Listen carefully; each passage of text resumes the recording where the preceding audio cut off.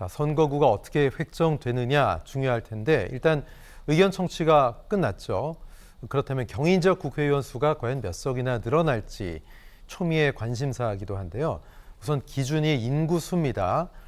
자, 내년 총선 경인지역 인구수 초과 미달 선거구를 보면 자, 상한 인구수 경기 지역이 12개, 인천이 한 곳이고요. 하한 인구수는 경기 지역 2곳, 인천 한 곳입니다.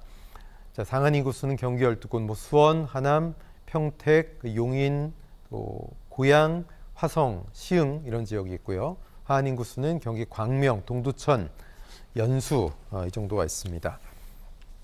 일단 상한 인구수가 12곳이 됩니다. 경기 지역에서. 그렇게 되면 소선거구제라면 경인 지역이 지금 뭐 72석보다 최소 4석 정도는 더 늘어나야 되지 않느냐 이런 분석이 있습니다.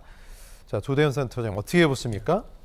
예, 그 평택은 저희같이 여론조사 기관에 있는 사람들은 아주 흥미롭게 또 주목해서 보는 지역입니다. 네. 보통 한 개 시에 그 선거구가 2개 혹은 4개가 있는 지역에서 이렇게 평택처럼 한 개는 민주당, 하나는 국민의힘 이렇게 나란한 그냥 똑같이 이렇게 공평하게 나눠 가지는 지역이 경기도의 유일한 지역이고 네. 또 거의 없거든요. 그래서 지난 대선도 안 그래도 보면 참 흥미로운 게 이재명 후보가 49.44%로 윤석열 후보를 46.64%는 윤석열 후보를 앞섰지만 동에서 따져보면 25개 동 중에 13개 동은 이재명 후보가 앞서고 12개 동은 윤석열 후보가 앞서요.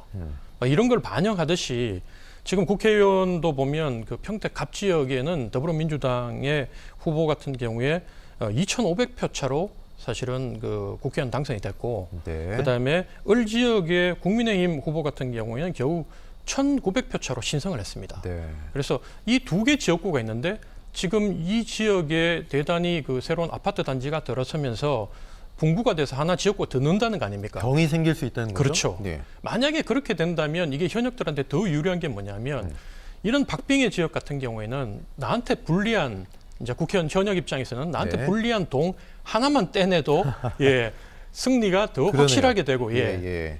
그다음에 유리한 동은 끝까지 지키면 지금 새롭게 동이 만들어지는데 지역구가 그 지역에다가 최대한 자기가 불리한 지역을 던지고 그다음에 유리한 지역을 남기면 이게 사실은 더불어민주당 국민의힘 현역들은 이해관계가 맞아떨어질 수 있는 네. 거거든요. 예. 그리고 선거구 획정할 때는 그 지역의 현역 국회의원들의 입김이 아주 크게 작용하고 그렇기 때문에 뭐 당연히 그 두 국회의원들은 이번에도 뭐 어떤 수를 쓰더라도 출마를 하려고 할 것이고 사실은 본선보다는 이런 선거구 획정하고 그다음에 그 본인의 지역구 당내 공천 경쟁 여기에 네. 더 집중하고 있는 상황이라고 보고 있습니다. 예, 지금 평택부터 얘기하고 있는데 이 지역에서 황교안 전 대표, 황교안 전 총리 이름도 좀 나오고 있는 것 같습니다. 어떻게 보세요? 황교안 전 총리가 이제 인터뷰에서 이런 내용을 인터뷰를 하셨어요. 자유정부 30년 집권에 총선 출마도 감당 이렇게 말씀하셨는데 네.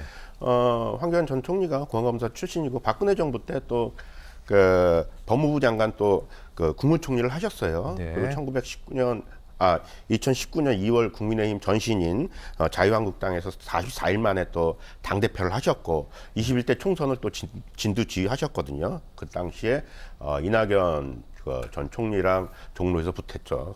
그래갖고 거기서 석패를 하셨는데 네. 황교안 총리가 지금 포지션이 애매해요. 지금 결과적으로 22대 총선은 중도 보수를 가져와야 되지 않습니까? 예. 35% 뭐 아스팔트 콘크리트 지지가 있으면 그 중도 보수를 가져와야 되는데 황교안 총리가 지금 보수 쪽에서도 완전히 우측으로 가 있어요. 그러다 보니까 내년 총선에서 22대 총선에서 국민의힘에 도움이 될 것이냐 그런 부분도 있고요. 지금 가장 중요한 게 안철수 전 대표가 안철수 네. 의원이 분당갑에서 공천이 될까요? 뭐 워낙 중량급이기 때문에 글쎄요, 뭐 탐탁치 않아도 줘야 되지 않을까요? 공통점이 국민의 있어요. 입장에서? 안철수 예. 의원이 분당갑에서 공천 쉽지 않죠. 지금 안상수 전 인천시장도 지금 이번 달에 그 징역형인 집행유예를 받았어요. 네. 아내분이 또 1년 6개월 법정 선거법으로 선거법이 뭐냐면 작년에 국민의힘 대선 경선입니다. 근데 황교안 총리도 대선 경선을 했었거든요. 네. 근데 황교안 전 총리를 공천을 줘서 다시 원내로 진입을 시켜갖고 대권 후보로 만들어줘. 아마 윤석열 대통령 생각에는 다음 대선에 황교안 총리가 이 원내 입성해서 대선 후보로 되는 거에 대해서는 아마 전혀 생각지 않기 네. 때문에 아마 공천받기가 쉽지 않을 거라고 생각합니다. 네.